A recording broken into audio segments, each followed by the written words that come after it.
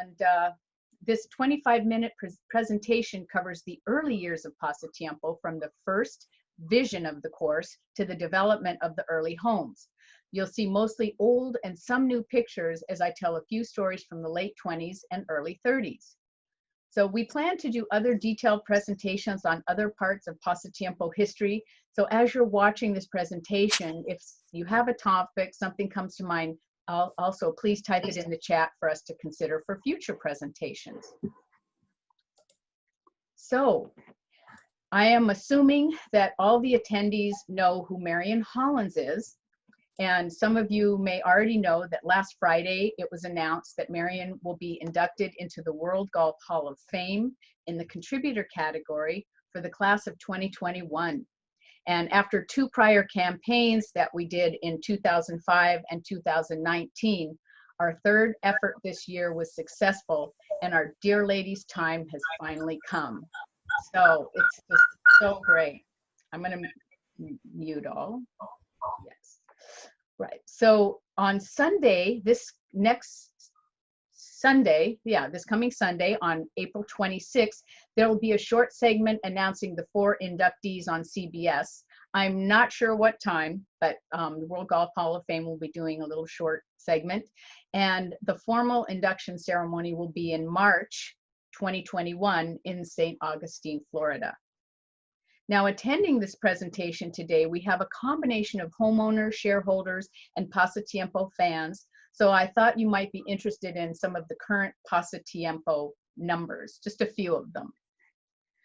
So there are about 330 homes in the Pasatiempo estates.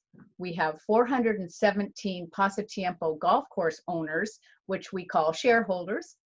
And 95 of those homeowners are shareholders. And 40,000 rounds of golf roughly are played each year. And that's plenty. That's plenty of rounds. Now, Pasatiempo is the centerpiece of a Marion Hollins collaboration with the famous golf architect Alistair Mackenzie. And it began at Cypress Point and it ended at Augusta National. And before Marion teamed up with Mackenzie, she developed the Women's National Golf and Tennis Club on Long Island. And she did that in 1923, just 3 years after women earned the right to vote. And again, this was a women only. I mean, men were allowed to golf, but you were a woman to be a member. So that was pretty forward thinking that she was able to get that accomplished. Our founders are remarkably accomplished, and I'll start with Marion and list a few of her key accomplishments leading up to the creation of Pasatiempo. Now, she was born, she lived from 1892 to 1944, and she was born to a socially prominent and wealthy family in Gatsby Country on Long Island. She was the consummate athlete and was proficient in all sporting endeavors she undertook, including golf, anything equestrian, tennis, marksmanship, swimming, and car racing. So although we at Pasatiempo mostly recognize her golf accolades, to many, Marion was considered the greatest horsewoman of her century. That's why we've got a picture of her horse, on her horse there. And at age 20, Marion emerged into the competitive landscape of amateur golf. In 1913, she made her first bid for the U.S. Women's Amateur Championship and finally won in 1921. And this picture on the left is her winning, that's her at that time period winning the championship. Marion's golf legacy includes dozens of championships as she competed on both coasts, East and West, and also in Europe. In 1922, she began her bicoastal endeavors when she was hired by Samuel F.B. Morse as athletic director to develop Pebble Beach tournaments and to also sell real estate. So in 1927, Marion was the driving force in the creation of both the course and the club's membership at Cypress Point Club. She was very well connected and knew a lot of wealthy people. So that's how she populated the membership at Cypress. And she hired Mackenzie as the architect, whom she had met in England years before when she was competing in amateur events there. So I'm sure you all know about how that 16th hole at Cypress was developed, because it's been on every single, news clip and article. So I will not take time on that. Now, Alistair Mackenzie, he lived from 1870 to 1934. He served in the British Army as a surgeon in the Boer War, which was from 1899 to 1902. And by the time World War I happened, he'd become more fascinated with the possibilities of camouflage as he saw it work on the battlefield. And instead of enlisting as a surgeon, he enlisted as a camouflage engineer. And it's been said that his camouflage work at the British front was so perfect and so invisible that some of it had to be removed to enable the British flyers to spot the front lines from above. And regarding golf course design, he wrote, "There's an extraordinary resemblance between camouflage of military earthworks and golf course construction." So he became a golf authority and was the official advisor to the Royal and Ancient Golf Club of St. Andrews, in addition to a few other clubs in the United Kingdom. And with Marion as key developer and visionary assistant, Mackenzie planned, designed, and supervised the building of the golf course at Cypress Point. And in 1928, after a good success of Cypress Point, Marion commissioned him to design Pasatiempo. So Pasatiempo was envisioned by Marion while riding on her horse in the surrounding hills of Rancho La Carbonero, which had been part of a Mexican land grant. And in December 1927, she bought, it's either 540 or 570 acres from the Billings Rancho La Carbonero estate. There's a 30-acre discrepancy in our history archives. I've seen 540, 570, so I haven't gotten to the bottom of it yet. The transaction was made with the surviving daughter of Mr. Billings for $140,000, though it was recorded in December 1927 for $110,000. So there's another 30-something discrepancy. So at any rate, in today's dollars, I'm sure you're asking yourself, well, how much is $140,000? Well, $140,000 in today's dollars with inflation is worth $2 million, and $110,000 is worth 1.6. Now, I did do a little Excel spreadsheet thing, and if you had invested that 140K, it'd be worth way more than 2 million. So that was kind of fun. In fact, yeah, if you'd invested at 5%, it would be worth 12 million, 12.5 million. So thought that was kind of interesting. So honoring the Spanish roots of the land, she named the course using the Spanish word. And she could have used carbonero, which means coal, but she decided to go with pasatiempo, which is translated as hobby or pastime. Now, to get your bearings of this map, you can see, I put a little compass on there. So this is north, and some other landmarks are the San Lorenzo River, Graham Hill Road, and the Los Gatos Highway, which is now Highway 17. And you can see this is from 1932. That says 1932 up there. And let me see if I can. Everybody see that? This is 19. Trying to draw. Use my. There's 1932, but you can just see some of the beginnings of the roads also. Like this is the current entry. So that's that map. Now this map is flipped, and I'll show you the orientation. Now this north is heading pointed left. So Pasatiempo, once Mackenzie designed the golf course, this 1929 general plan for the lots, roads, green areas, and bridle paths was drawn by the Olmsted Brothers firm. The Olmsted Brothers completed numerous high-profile projects, many which remain popular to this day, including park systems, universities, Stanford is one of them, exposition grounds, libraries, hospitals, residential neighborhoods, and state capitals. Notable commissions include the roadways in the Great Smoky Mountains and Yosemite Valley, just to name a few. Their work is such a big deal in the real estate development and landscape architecture world. The fact that Marion was able to engage them is an impressive triumph. So here is here's our bearings here. This is now the Los Gatos Highway, and then here's Graham Hill Road down here. So this is sort of switched around.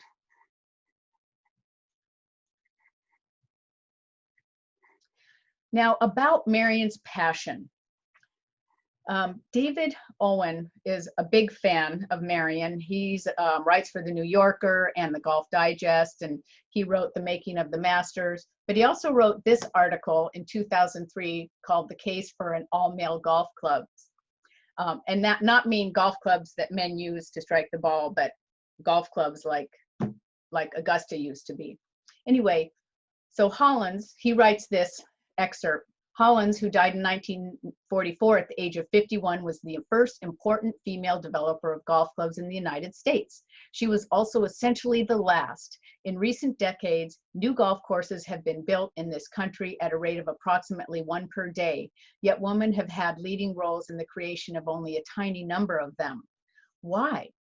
Well, the explanation can't be economic, because women control almost half the private wealth in America.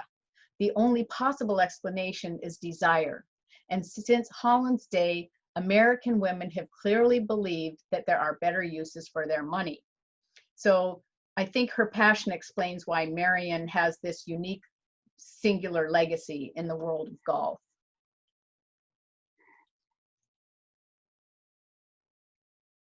So Hollins was one of Santa Cruz's first ecologists, planners, and conservationists, changing the land as little as possible and preserving its natural beauty. So here, I'm not quite sure where this photo was taken, you know, maybe from the 17th green or maybe from where the Hollins house is now, but you can see across the bay, and you know, you can see it's pretty wide open. Designing Pasatiempo, Holland's firm conviction that the changes in topography be kept to a minimum were in step with Mackenzie's philosophy. And Mackenzie enjoyed working with that large meandering barranca on the back nine and several of the sandy ravines. Now, this is a view of hole number 11. It's from 1929, 1930, and you can see, you know, no real buildings, but you can see the bridge. And to me, and I think that this ravine has filled in a little bit since 1925, or not 1929. So now that Pasatiempo has been designed, Marion had to pay for it. And Marion became very wealthy, selling Pebble Beach real estate, and often took land for payment. She owned property in Big Sur, Carmel Valley, and Scotts Valley. She created the Santa Cruz Development Company as a financial vehicle to store some of her money and to recruit additional investors for Pasatiempo, and in particular, a dear friend and British financier, F. Cecil Baker. And in 1927, she was convinced by a friend in the oil industry, so she formed Kettleman Oil Corporation and again recruited friends to invest. F. Cecil Baker was one of those friends. So this is 1927, and you can see here's the oil field here, Monterey's up here. So in October 9th, a year later, drilling deeper than anywhere at that time, they struck oil and tapped one of the richest oil fields ever known that time. And she ended up selling to Standard Oil, and her share of the profit was $2.5 million.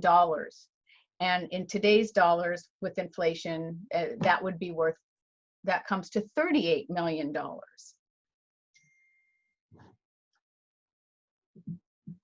So building Pasatiempo, on November 13th, 1928, 30 men and 24 head of mules began developing the course. It took less than a year. Now this is a picture of the 5th hole, and you can kind of see people working on it. I don't see any mules though. And then this is a picture of the 18th green, and again across the barranca, 17, 10, 17.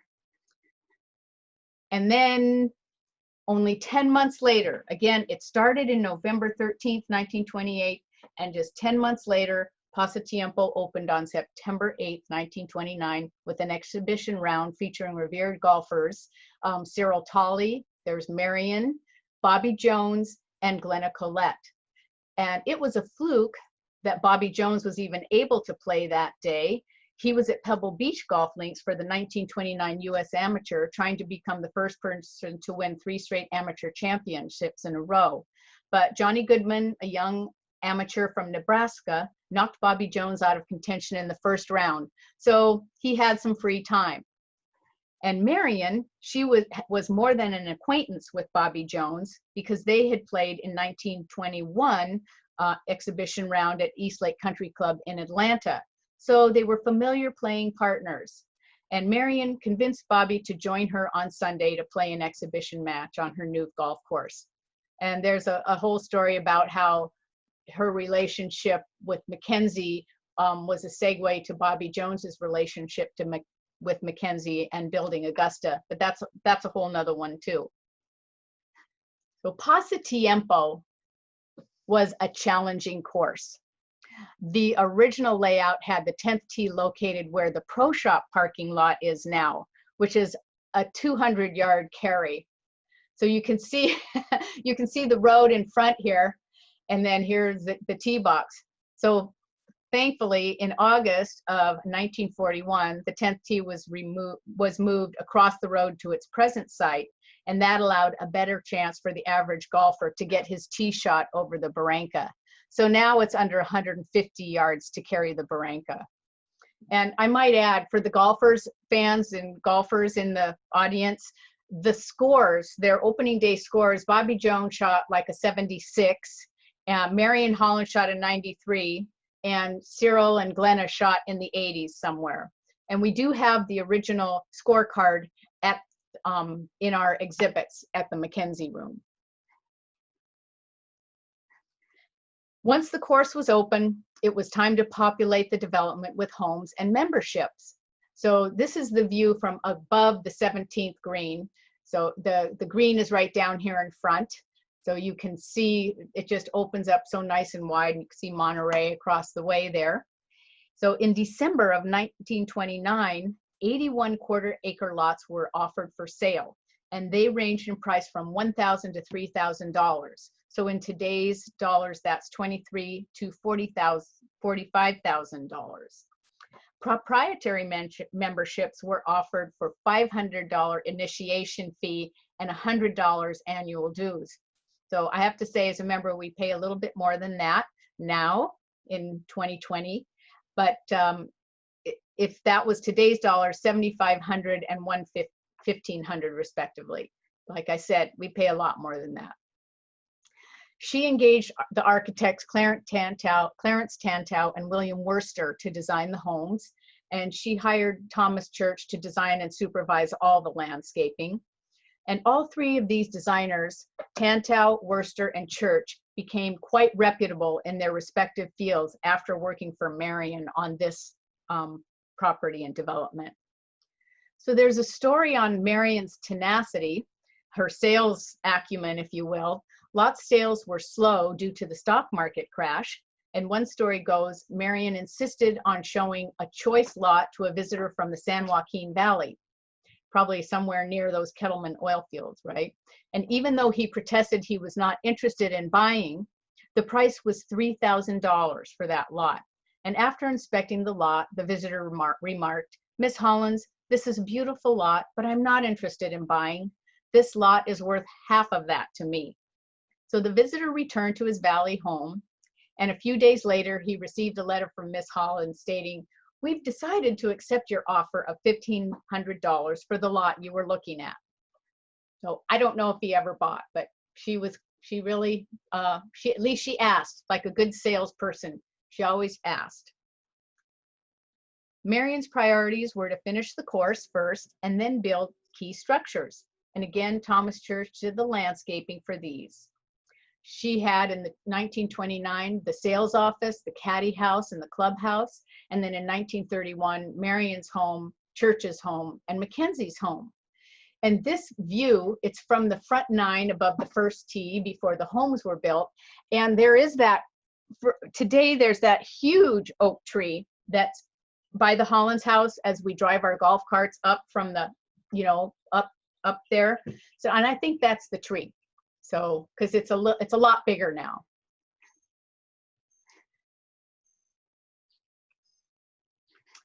Robert Howes was Marion's business partner, and his home was the first residential home built in Pasatiempo.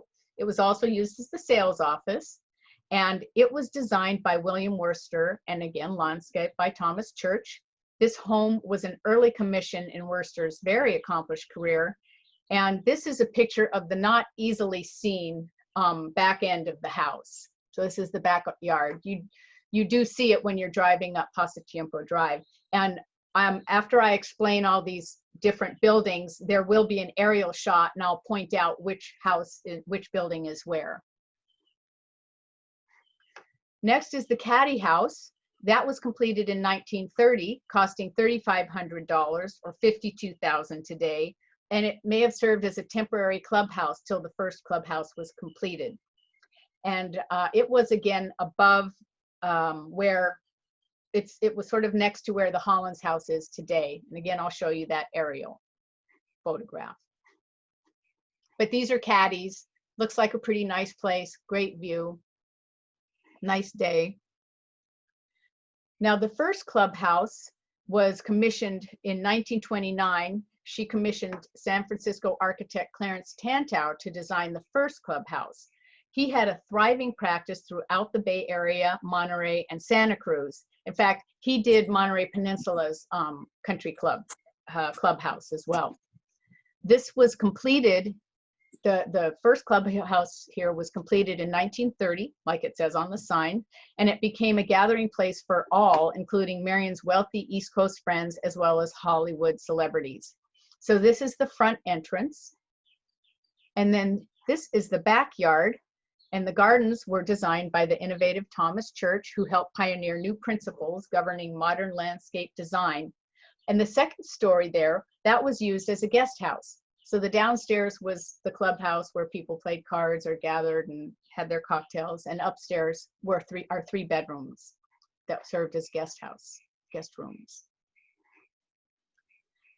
Marion's home, and that home is the clubhouse is now owned by the Danielsons. And I forgot to mention that the sales office is owned by the Vrolicks. Marion chose her property away from the golf course below the 5th tee. It featured many oak trees, ocean views, and a sloping hillside. Her home was Worcester's largest and most expensive home up to this point. It was specifically suited to Holland's indoor-outdoor entertaining style. And that's the front, and this is the back. And this is a picture of the infamous or famous cave where she would do all that indoor-outdoor entertaining. And this home is owned by the Chestnuts. The next home is Thomas Church's home. And in 1931, Worcester designed this home that cost $5,000 to build, or $75,000 today. And this is the front. And I'm going to show you the back, but his studio is over here. And I'm going to show you a picture of that. This is his studio. And this is a key room in the house. It's got a shed sloping roof that has 12-foot tall windows that let in an abundance of natural lighting so he could do his work. And this home is owned by the Frenches. Oh, this is French. Yeah. And finally, Mackenzie's home. Marion partially compensated Mackenzie by giving him the lot and building his house. She hired Worcester to design a one-bedroom cottage and Thomas Church for the landscape. And though it was small, it had stunning golf course views, and it allowed Mackenzie to golf a few holes in his pajamas on some day. And of the 66 courses he designed, Pasatiempo is the only course he lived on. And of course, this is what you see from the 6th fairway as you're golfing. And here he is with his wife sitting on the back patio there. And the Eisenmans own this home. To flesh out her vision, she added tennis courts, horse sporting fields, a beach club, a second clubhouse called the Hollins House, and a pool. So the tennis courts were completed in 1930, November of 1930, and she used imported clay for the playing surface. And I'm sure these are all very famous tennis players that she's standing with here, but I do want to point out her dog Carlos. He went with her everywhere, or she made sure he was with her wherever she went. And the tennis courts are in the same place. You can see the driving range and the first fairway on the left-hand side. Now this is kind of fun. The fields for the horse sporting events, they would do barrel races. And this is just left, excuse me, it's just right of the 13th fairway. So this was set up, there's homes there now, but this was set up to do barrel races and things like that. Right back here is the 13th green with all the fairways. And the water project, our big 500,000 gallon storage tank, is right here. Now, whoops, too much talking. Thank goodness I'm almost done. Sorry, folks. Marion also brought steeplechase races to Santa Cruz and built the steeplechase track across Graham Hill Road on what is now the Graham Hill Showgrounds. And that's right back here.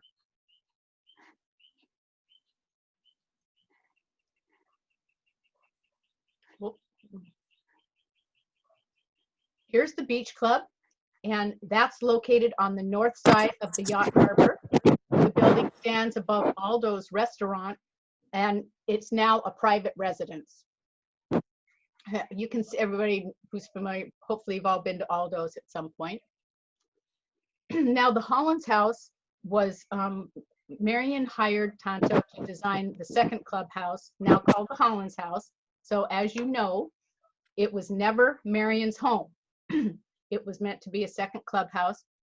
They started on it in 1936, and in September of 1937, it opened with a big dinner and dance party. And any more information on Hollins House, it's a presentation for another time. But you can see there's the pool, and the Hollins House pretty much has the same footprint. The kitchen might have been expanded a little bit, but again, another presentation for another time. So this is a 1936 view of the original clubhouse right here. And this was the starter shed for the first tee. And then here is the Hollins House. And there was a guest house, another guest house built, but I don't have information on that yet. I'll get it one of these times.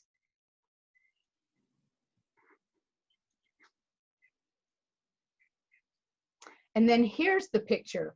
This aerial view is from 1939. And you can see the 1st and 9th fairways and some of those early buildings that I was talking about. So I wanted to point out, so right down here in the lower left is the sales office. And here is the Thomas Church home. Over on the right is the original clubhouse. And that caddy shack was right up here. And then here's the Hollins House.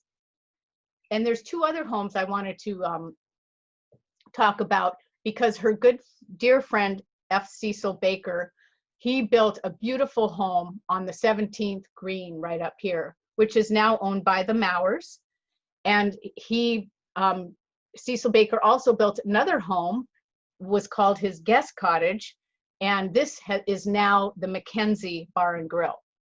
So he had 2 really prime locations.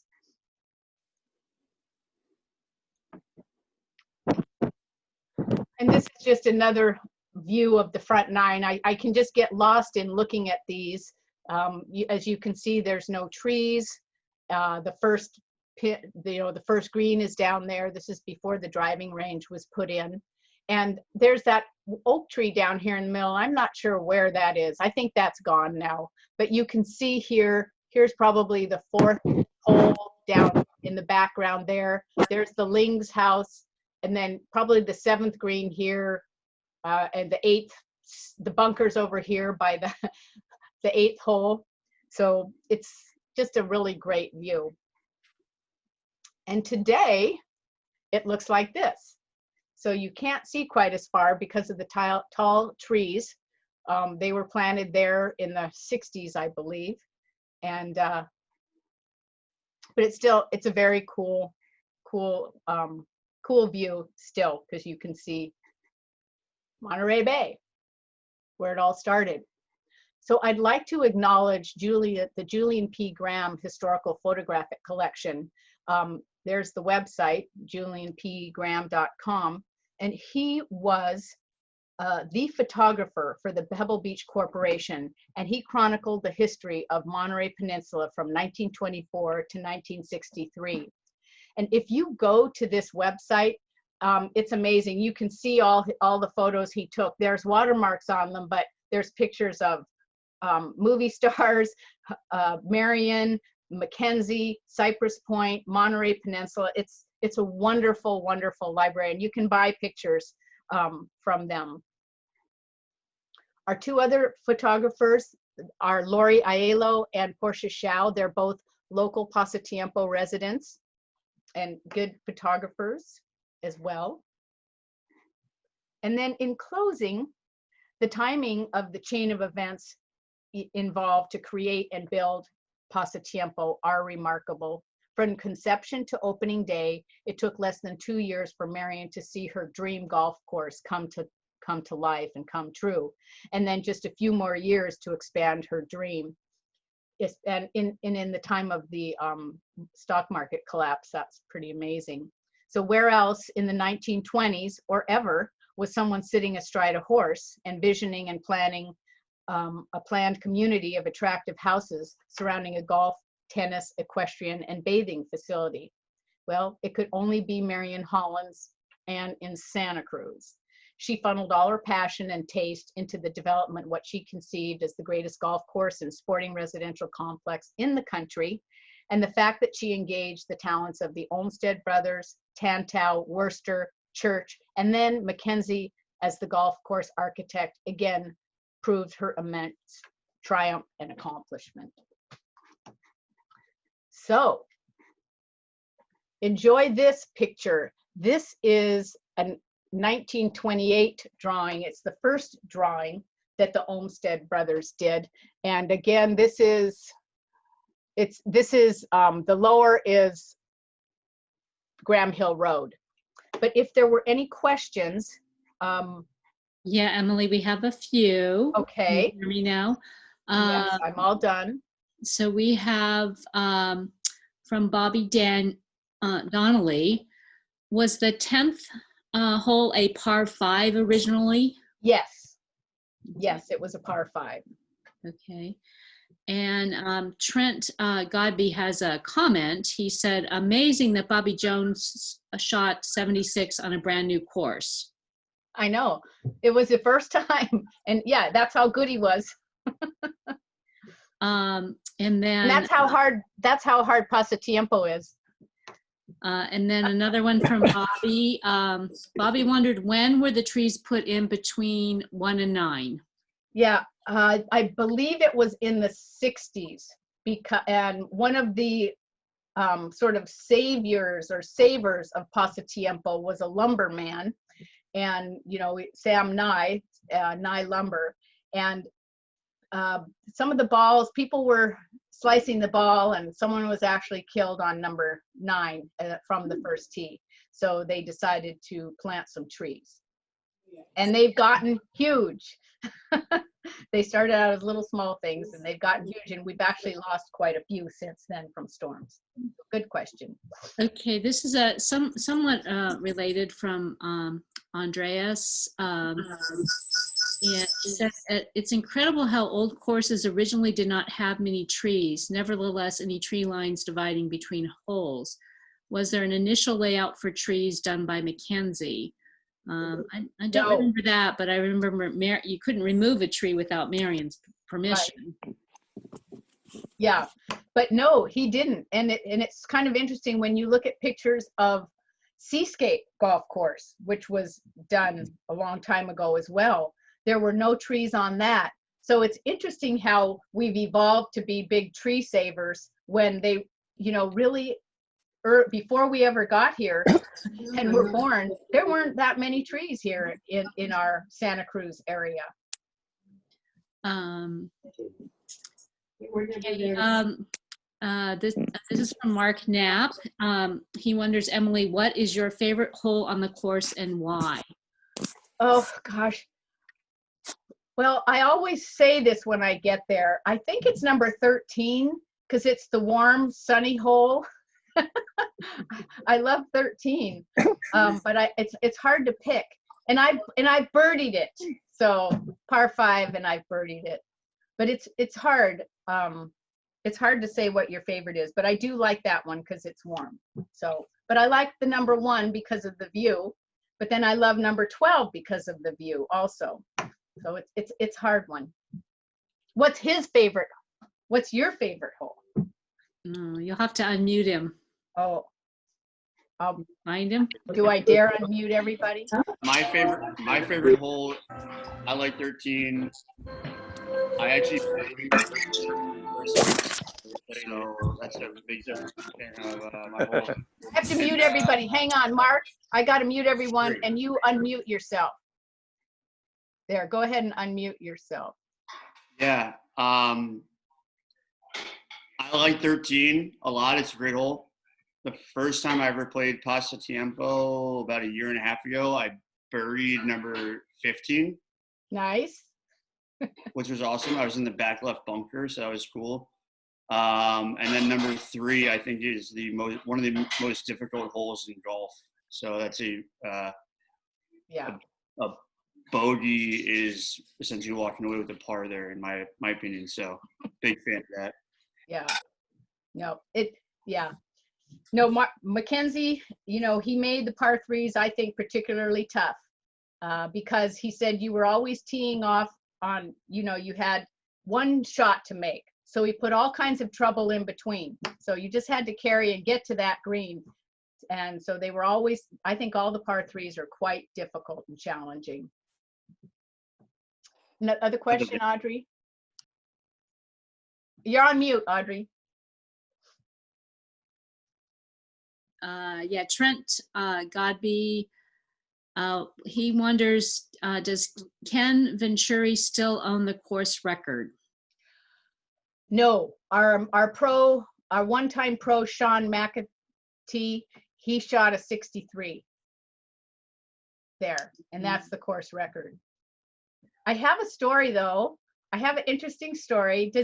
If anybody knows Fred Shoemaker, I wonder if how can I do I wish I could do a poll. I just don't know. I'm not that good at this particular Zoom software yet, but Fred Shoemaker is a golf instructor, kind of a kumbaya one. He does extraordinary golf, and he plays here, and he was playing really well, and he was like on the 17th hole, or no, it was the 18th hole, and I think he was with Ken, or the story goes, when he was told what his story was and that he was going to break the course record, he walked off the course because he didn't want that notoriety. So it's Sean. Sean has the record at 63. Okay, Emily, we had a comment from Jeff Stanga. He says, I believe the trees were cut down after the 1906 earthquake for redevelopment purposes. So we may have to check on that. Okay. Yeah, that was before Marion's time. Yeah. And it seemed like it was just a sloping, it was a rolling oak studded, Yeah, by the time that'll be good. We'll have to look at the files in Santa Cruz, huh? Yeah, the photographs, older photographs. Yeah, by the time she was riding her horse in the early or in the 20s, it was different. Okay, from Matt Cohen, when was the range added, and was there any warm-up facility before that? I think that the range, I'm not positive, but I think the range was opened in the 40s or 50s. And I don't think there was a warm-up facility before then. Because they changed a lot. It could, yeah, they changed a lot. I see Bob Beck is on there. Maybe Bob Beck, do you know? Bob Beck is our emeritus historian. He would have to unmute himself, right? And I sorry to see jump in. Bob. This is Matt who asked the question. I just noticed on that map between current 11 and 17, there's actually Yeah. a little thing that says practice. Yes, but this was not done because if you'll notice, see, it's really hard to see. It's so tiny. I mean, I've got this on the browser above, but 8, the road is different too. And the pool, this is the tennis courts. This was the original design for the tennis courts up here. And this is where the Hollins house is. So let me do my drawing tool here so you can see better. So here's the Hollins house. And this says tennis courts. And actually the tennis courts ended up being, you know, down here. And this says pool. So the pool is up here now. And look at the road. The road, see, this is the road, and here's number 8. So he has number 8 here, and 8 really is across, you know, the road crosses after the green. So yeah, I'm not sure. I just also noticed left of current 17 fairway on that map. Yeah. That little thing that says practice. Right, that too. Yeah. So, and again, this was just the initial plan and not the final. So yeah, I have to go back and look at that other one. Let's see, let me get out of drawing mode. Oh, I have to clear all the drawings first. Let's go back to the estates. And these pictures, so now folks, when you're in the Mackenzie room and in the Hollins house and you see these photos, they're pretty well marked, but so now you kind of know what you're looking at. I know it's hard to see here. So Hollins house, Graham Hill, right? This is 17 here. So it's hard to see. It's hard to tell. That's 1929. So good question. Something for me to, you know, to look at as I'm pouring through the archives. Any other questions? Emily? Yeah, we have. So from Jordan Borad, he says, I love that 10 had that carry. I could see Marion hitting the same shot she did on 16 at Cypress Point. So, and then then John Cowden, to everyone, he's talking about back to the trees. I think we're going to have to, maybe we'll do a whole presentation on trees, Emily. Yeah. This says, not correct, Jeff. The tree removal happened in the early 2000s. And then there's some comments that maybe the warm up was next to the number 1 tee and the range where the putting green is now. So maybe. Yeah, maybe. Yeah, John grew up here. So he's known the course for, I won't say how many years, but he grew up when the trees were just planted, I think. So he might remember.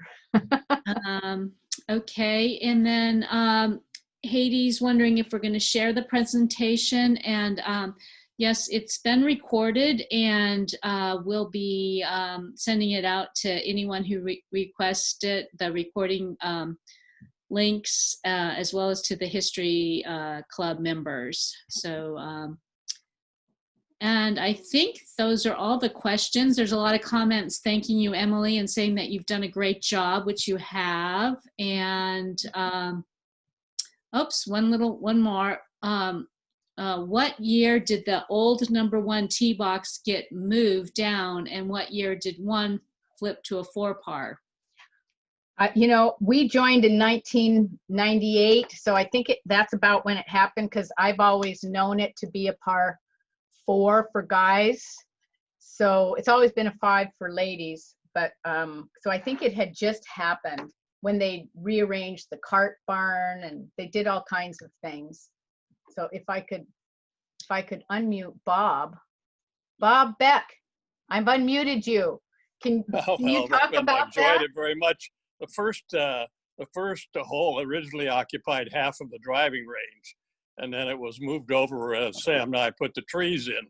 So then it really turned into a driving range by itself. Do you recall what year that was? Do you know when? About what year that would have been? I think that would have been it would have been in the 1950s, early 1950s.